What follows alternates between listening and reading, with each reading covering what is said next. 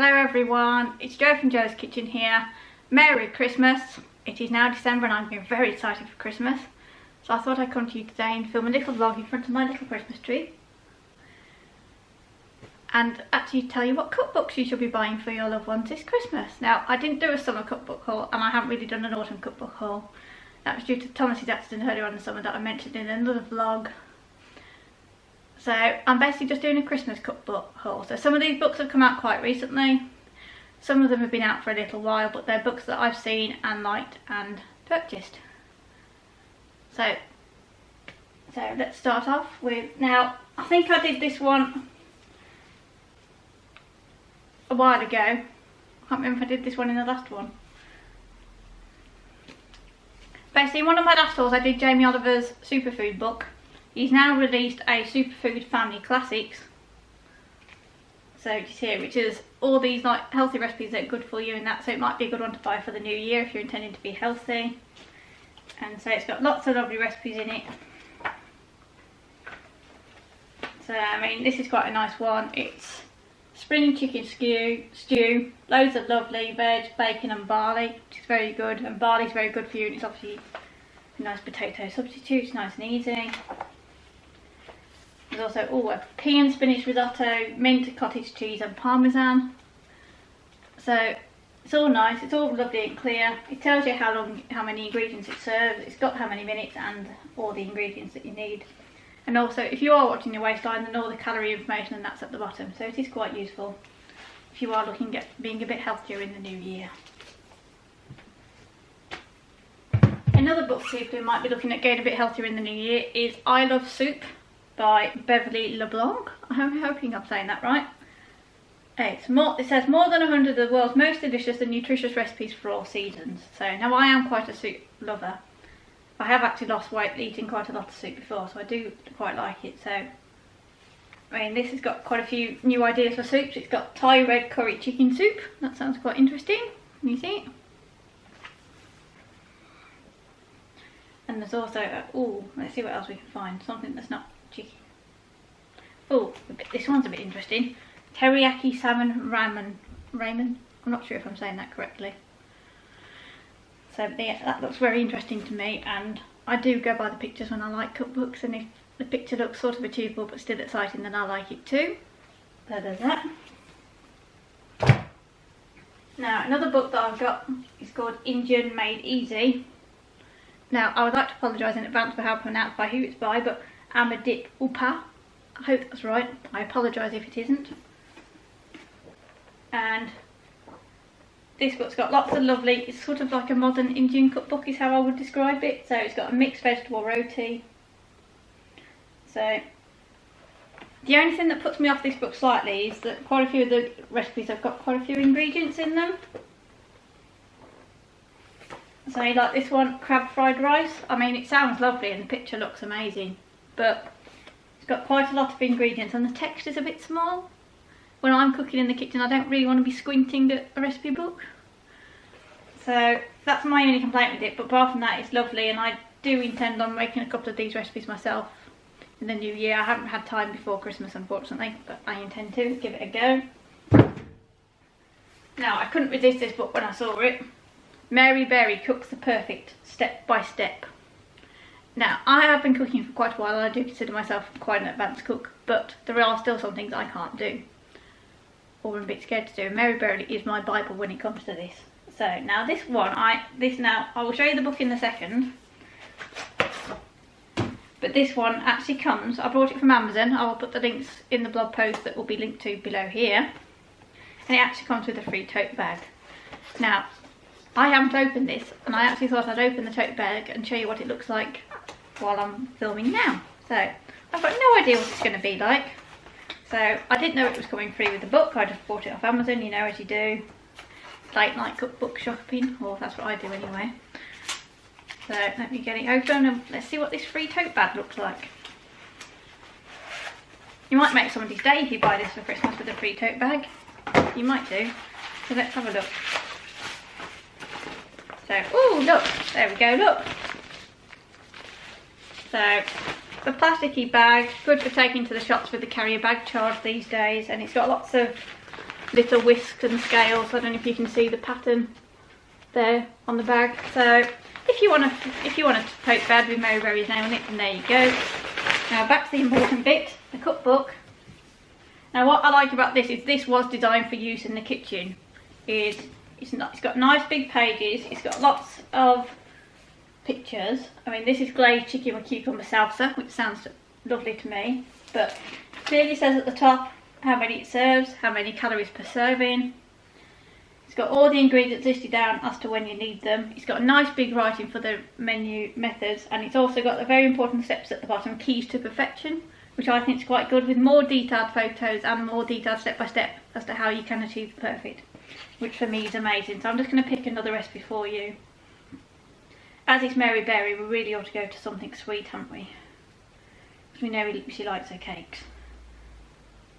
So look, raspberry and apple muffins. To me, that looks lovely. Look, nom nom nom nom nom. I want to eat the page. So yeah, so some of this, if you are an advanced cook, then some of this you will probably know, but if you aren't that good in the kitchen, or you aren't that confident in the kitchen, not you aren't that good, because everyone can be good in the kitchen, then perhaps give this a go. So, very good, and I like it. The next book I have is Lean in 15, The Sustain Plan, which is a new book that came out in the middle of November from Joe Wicks. It's his third book, and I will say I have got all of them, because I do like the general way his idea of losing weight, of having only carbs on the days that you actually do exercise. So, and I have actually started going to boot camp now and doing HIIT workouts myself once a week, and I'm hoping to go to twice a week or so when the weather gets a bit warmer. So now I do like this book because it's split up into stuff that you can eat on the days when you don't do a workout, such as this cheesy chicken with garlic and chives. So, and then there's also another bit in the book which is post-workout, so there's like an Asian cotton lentils here as well, so when you can have the carbs and that. So, and then at the end there is actually a how to do some exercises bit, which is good as well, so if you are more of an exercise person, then you can look here as well. My only complaint with this book, and my complaint with actually all three of them, is that there is too much avocado in there. I hate avocado. I think avocado is the devil. So please comment below if you also don't like avocado, because I would love to eat some of these recipes in this book, and although I know you can adapt recipes and that, and you don't have to use avocado and everything, some of these recipes, it just seems like it's the key ingredient, and it does put me off it slightly, because I don't like avocado. So, but apart from that, if you are looking at getting fit and healthy in the new year, then I really do recommend this book as well. So, there we go. Now this one's another one that's been inspired by a TV program. It's Eat Well for Less. I don't know if you saw the series earlier on this year. It was on sort of September time, I think. And it's Greg Wallace and Chris Barvin with Joe Scarlett Jones. And this is actually quite a basic cookbook, but if you don't have a clue what you're doing in the kitchen, or you just want something with more confidence, or you just need new ways to lose up leftovers, then it's quite a good one to use. So, Parmesan crumb fish. So if you've got any fish offcuts, or sticky chicken and veg kebabs, that sounds quite nice. And so I quite like this one because the ingredients lists aren't too big and the methods are fairly simple to use as well. So, and also at the start, just trying to find it, there are like equipment lists and that sort of thing. So if you are new and you are perhaps eating far too many ready meals or takeaways, I mean, hey, I even do that myself sometimes, then this will give you inspiration as to what's actually in your cupboard and what you can actually use up in that as well. So be good if you want to save some money in the new year. Now this, it might take me a second to pick this book up. This is the new River Cottage A to Z of Ingredients book. And this is basically everything. It says River Cottage A to Z, our favourite ingredients and how to cook them. Now, I would go to say this is a book, but it's probably more like a Bible. Look how thick it is. It is massive. So, but it is massive, but it's like an encyclopedia actually. And there isn't many pictures in here. But like, I've opened it up now just to the C page. I'm going to have to sort of pick it up here because it is quite heavy. And you've got cockles and cocoa. So in each page of each ingredient's got a recipe on it. So this one's for cocoa's upside down chocolate plum pudding. And there's also a cockle and child rarebit for the cockles here. But what I like as well is it tells you its Latin name if it's got one, seasonality, where it lives, where you can find it and all that kind of thing. And also like for the cockles as well, like what's the minimum size if you want to catch some of that yourself, which is quite good. Not that I'll probably be going cockle fishing, but you never know. And like some of the chapters are quite big, so like the cheese one, that's quite big. And if we just flick to another random letter, just so I'm not just showing you the C's. So salt, so obviously salt's quite a key ingredient, so that one's quite good. And the snails, the star anise, the sugar. If you've ever wanted to know anything about any ingredient in the kitchen, then this is the book for you. So it is an encyclopedia. To be honest, I'm not sure how many recipes I will cut from it, but if I do get a strange ingredient that I've never heard of before, then I'll be giving this a look at. So it's very good. Okay.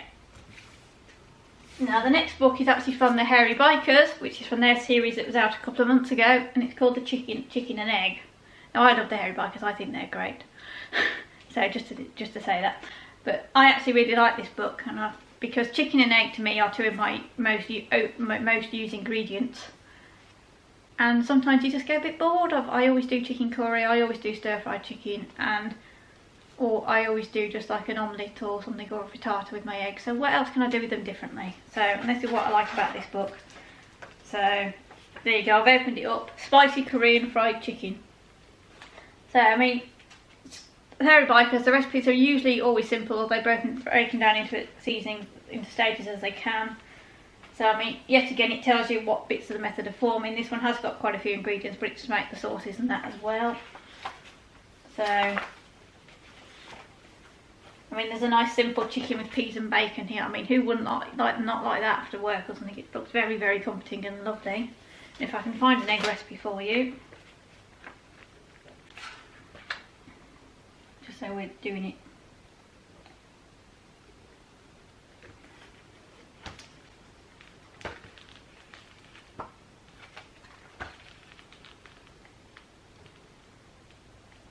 There we go. It's fine. I'm trying to find you a more interesting egg recipe. There we go. Migas. There we go. It's a traditional Spanish dish, scrambled egg with like bread croutons things, which sounds to me very good. So if you want something more interesting for breakfast, then this is a book for you.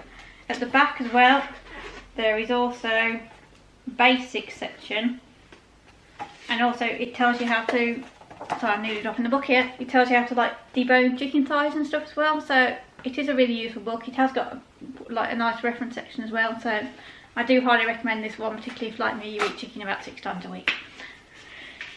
So my last book is actually my only Christmassy book here, but it's another Jamie Oliver one. Jamie Oliver, after however many years he's been on our TV screens, has finally released a Christmas cookbook. I've been watching Jamie Oliver series for ages, since he did The Naked Chef, and I've actually been wanting him to release a Christmas cookbook because some of his Christmas recipes are amazing. So, and he has finally now done it. He's gone and put all of his Christmas recipes in one book. So I mean, this might be a present you might want to buy before Christmas so that they can cook some of the recipes over Christmas. But who's to say that all Christmas recipes can't be cooked any time of the year? So let's pick something for you. So there you go. Who says a mince pie has to be boring? Mince pie strudels, look. So something a bit different, and he always puts a little twist on it. I mean, I know it's like, he's influenced quite a lot by Italy, so obviously there's quite a few Italian twists as well. So, but there's also simple stuff, but a slightly more posher fish pie, so with lobster. So I have made a couple of Jamie Oliver's Christmas recipes before. I can't find it at the moment, but there is a very nice jerk glazed gammon in here. I do highly recommend that. I will probably be making that myself this Christmas. I just can't find it. And there's also recipes as well for like Yorkshire puddings and that as well, so you can't go wrong on a big day. So it is a very good book, and so it might be one that you get either very early Christmas morning, so you can use it to make your Christmas dinner, or beforehand. So do recommend that one. So that's it for the cookbook haul today. I'll be back in the new year with another one. If you've enjoyed it, please give it a big thumbs up. I'll give you a, and if you really like it, please subscribe. And please comment below if there's any cookbooks that have come out that I've missed that you think I should have put in. If you've got any of these cookbooks yourself, please comment below and let me know what you think of them. So thank you very much for watching, and have a Merry Christmas, although I will be back again with another video soon, and I will see you soon. Thank you very much for watching. Bye!